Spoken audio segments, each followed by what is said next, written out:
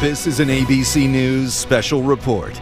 Your voice, your vote. Election night 2012. Here again, Diane Sawyer and George Stephanopoulos. And here we mark the time. Here we are. Ohio is in. We are projecting the battleground state of Ohio for President Barack Obama, which means you are looking at the President of the United States. Barack Obama has been reelected, the 44th president. Listen to the crowd out in Times Square.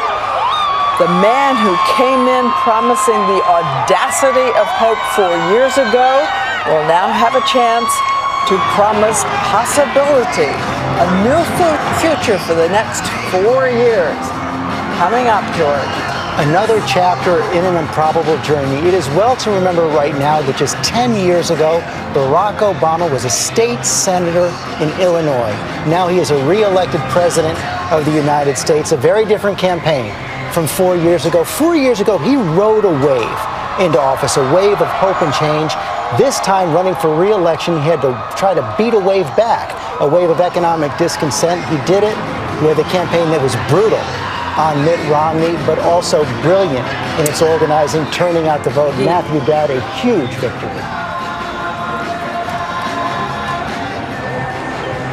The economy had suffered, where he had a right direction number that everybody thought he could get beaten. This is going to, both sides are going to have to reflect on this, because there's many misconceptions and problems that happen, but I think the Republicans are really faced with. The polls were right. All the polls were right that Republicans argued against and said, no, we're going to do it differently. We're going to propose a different electorate. It didn't happen, and they're going to have to face a future where there's no leader of the party and an electorate that is much to their disadvantage. He always said he was a fourth quarter closer, that he was LeBron at the very end, but I want to bring in Nicole right now for your thoughts.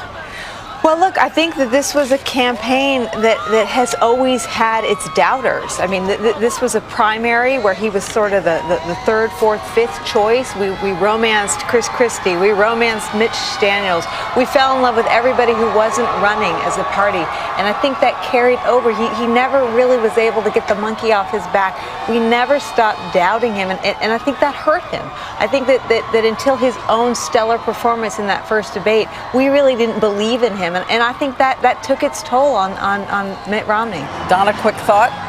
4 years ago, voters wanted to make history. This time around, they wanted to make a difference. They wanted to make a difference in terms of somebody who they thought was on their side to create jobs, health care, keep the country safe and sound. This is amazing. It was tough, I have to tell you, but it feels good. George Will, there was a moment after that first debate where it looked like the president would not be re-elected, but as Diane pointed out, he closed with a kick. He did close with a kick. Both sides fought a gallant fight. Mitt Romney had a problem that I think, Nicole, you were talking about. During the Republican nominating process, the party turned first to one person, then another, to try and avoid what turned out to be inevitable.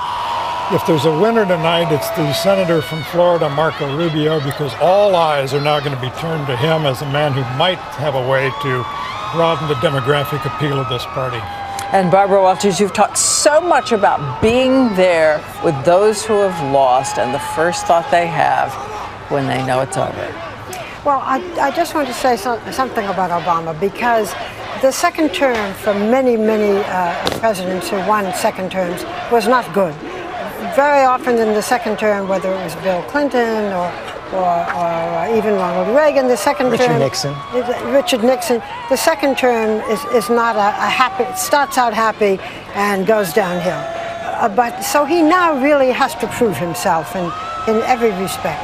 And, you know, a lot of things are going to happen in his personal life, by the way, because we've been watching the two children, and it's going to be, Malia is not going to be going off to college. We're going to be more involved in what they're doing now.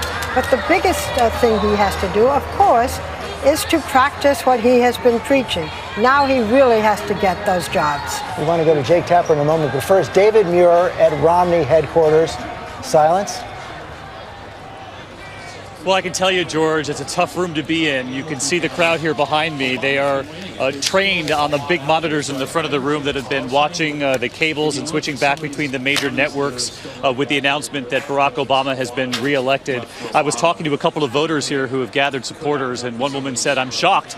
She said, "You know, we've got to do something about this deficit, this debt. My children will pay for this." So I think from this room and from, a good part of this country that was supporting Mitt Romney's effort to become president, there's going to have to be a message from this president-elect in a second term about what he'll do to rein in the spending and to address the deficit and some of these issues that Mitt Romney championed in his year-and-a-half run. Really, as you know, George and Diane, he's been running for 6 years or so.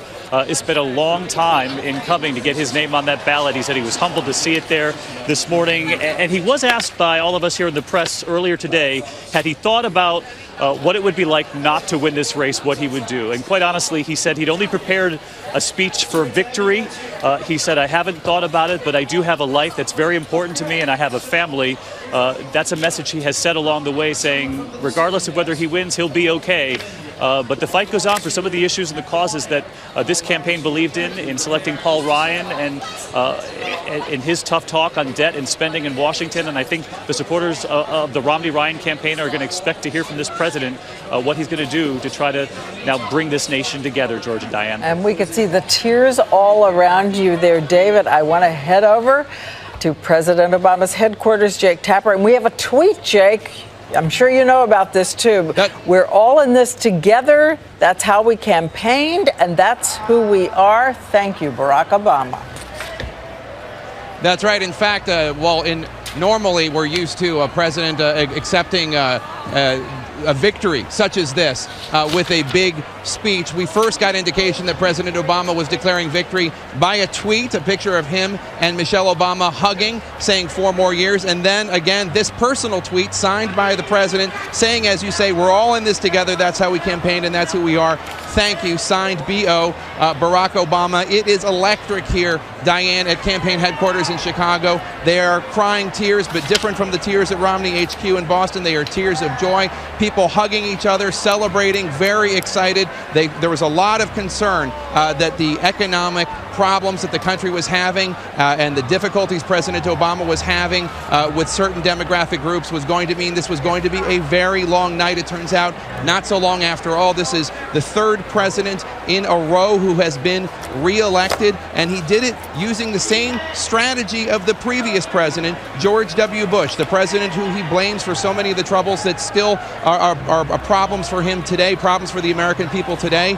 He had George W. Bush fought for re-election, even though the public was ambivalent about him because of the war in Iraq, had a fairly low 49-50% approval rating. He did it by making the alternative unacceptable. And that's what he did to John Kerry. That's what George W. Bush did to John Kerry. And that's exactly what President Obama did to another patrician Massachusetts politician, Mitt Romney, making him an unacceptable alternative. That, of course, is just the strategy. This is a bigger moment than just political strategy. President Obama standing for so many things for so many people, the demographic groups that supported him, women, minority groups, urban communities, very excited this evening. And we're going to hear from President Obama in a short bit, but without question, this was a tougher campaign for President Obama than his previous one. And I believe he may be the first president in history reelected with fewer electoral votes than he won the first time he was elected. I'm not positive about, but I think that's true. But a big, big night for President Obama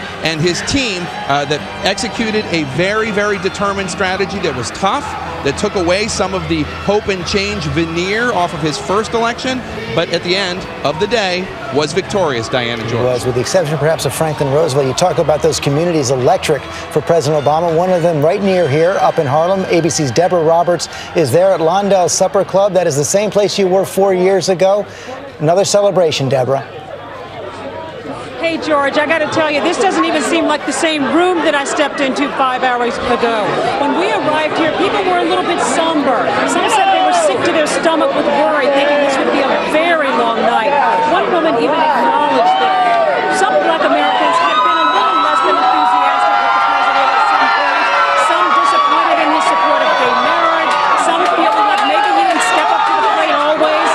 Issues that were important to Blacks. But tonight, she said,